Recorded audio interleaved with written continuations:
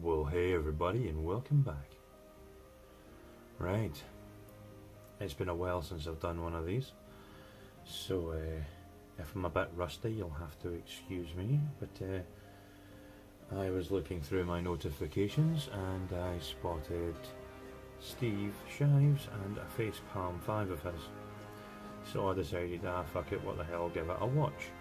So I gave it a watch. And okay, right. Well, anyway, you'll see what I mean. So, ladies and gentlemen, without further ado, let's dive right into this facepalm lies. Sorry, fives. Right, okay, anyway, let's go. It's June 25th, 2018, and it's time to review 5 of the most outrageous, infuriating, or just plain baffling things that have happened lately. It's your facepalm 5. Let's count them down. Number 1, aggrieved Star Wars fans want to remake The Last Jedi. Okay, it's not the most important story from the last few weeks, but yeah, let's ease into it.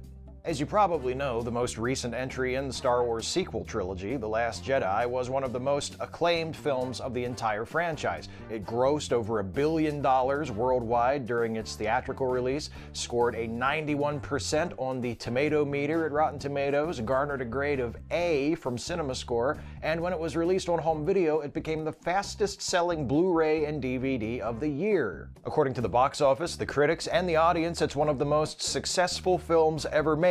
So of course there are a few dissatisfied, entitled Star Wars fans who are demanding that Disney let them fix. Just let me stop you there, Steve. I've got 5 words and a comma for you, right? So what?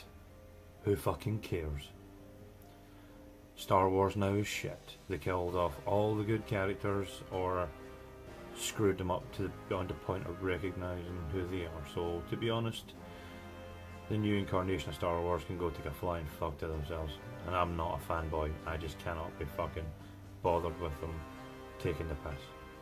So anyway, the rest of this number 1 is him basically whining about the fanboys, saying they want to rewrite the script and shit. That's fine. If you want to watch that, the link to the main video is in the description.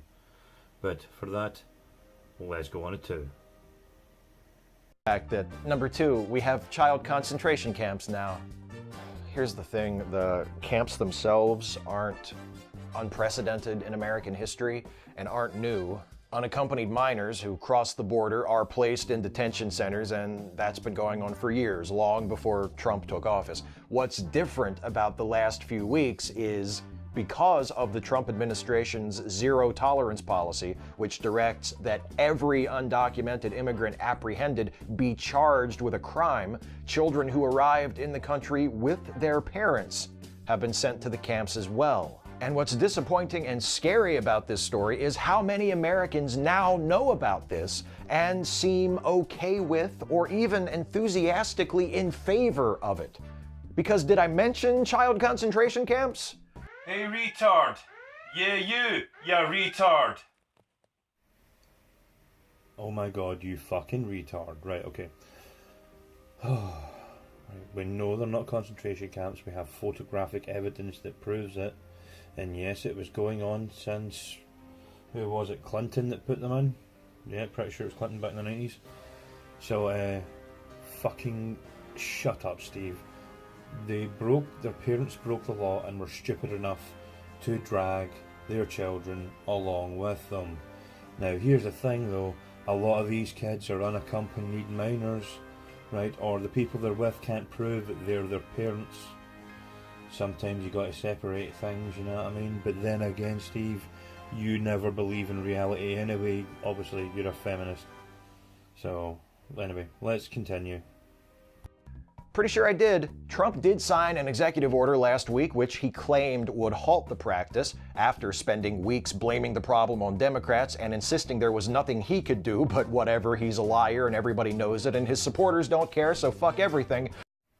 Dude, you know you're just a whiny bitch, right? And that's all I'm hearing is meh meh meh meh meh.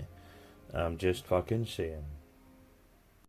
But the executive order solves the problem by essentially directing that members of families be locked in cages together rather than separately, and it does nothing to address the situation of the thousands of children who have been separated from their parents already.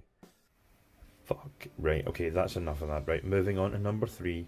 Number 3, legal residents and naturalized citizens are also being targeted. The bottom line, according to supporters of Trump's cruel treatment of undocumented immigrants, is these people are breaking the law. If they want to come to this country, they should do it the right way. Okay, so about that, week before last, ICE agents arrested 62-year-old Jose Luis Garcia while he was watering his lawn at his home in Los Angeles. Garcia is a legal permanent resident who came to the United States from Mexico 50 years ago. ICE agents arrested him after discovering he had been convicted of a misdemeanor domestic violence charge 18 years ago. Holy shit, Steve. Are you defending a man who is accused of domestic abuse of a woman? Oh my god. What a hypocrite you are.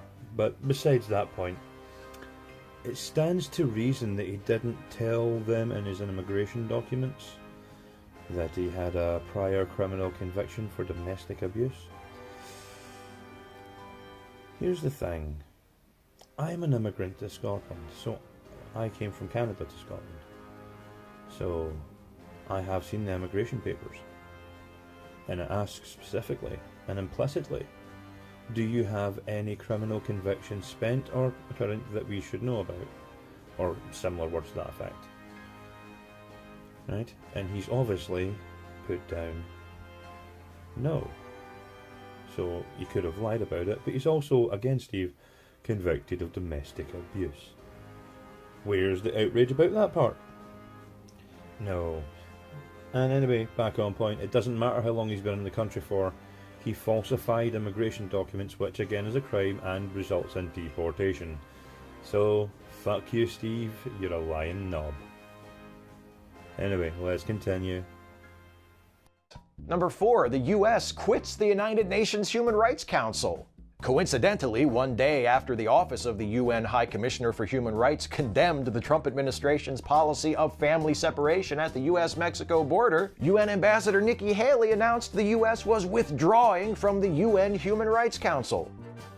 Now, to be fair, and I can't imagine I'll be saying this too often, one of Haley's stated reasons for quitting the council does hold some water. She claims that some members of the council are actually long-standing human rights abusers. Hang on a minute. Are you actually going to admit that a Republican was right? Holy crap. Hang on to your asses, everybody. Steve's about to say fucking something nutty. And she's right. Several current members of the council have horrible human rights records, including Saudi Arabia, China, and, until last week, the United States. And we're back to normal again. Never mind. Sorry, I retract my previous statement. I rescind that shit. But anyway, here we go, Steve. You almost got the old game of a few truths and a lie there, but still. We all know you hate the United States. I don't even know why you stay there. It seems that you're in love with all these people that we find morally reprehensible, so why don't you go live with those human rights violators that you love so much? But anyway, let's get on to number 5. It's number 5, The Further Misadventures of Lord Dampnut. Hang on a minute. Right, okay. Lord Dampnut. I see, I've never made it through to the number 5 of these things, right? Because I just end up giving up about 3. But, no. Lord Dampnut. So I always thought Lord Dampnut was you. Well, obviously you're not going to get any because you're married to a feminist, so the only action you get is your either left or right hand. I imagine you're actually that good, you can probably change hands mid-stroke. But, yeah, Steve, I always thought Lord Dampnut was yourself. And even if it isn't, it sounds like it's a reference to you as well. But anyway, listen, I can't believe I actually made it through 5 of your bullshit, and I can't be bored listening to the rest of this. But I tell you what I will do, as I said before, the link's in the description for the full context. If you noticed, if you watch the full video, I have streamlined it a bit for time. But at the end of the day, there's only so much Steve Shives bullshit you can handle in one go. So anyway, ladies and gentlemen, thank you very much for watching. If you liked this video, hit like. If you want to leave a comment, please do. I do love comments. And subscribe if you haven't. And apart from that, ladies and gentlemen, my name's Alexander. I'll catch you all in the next one.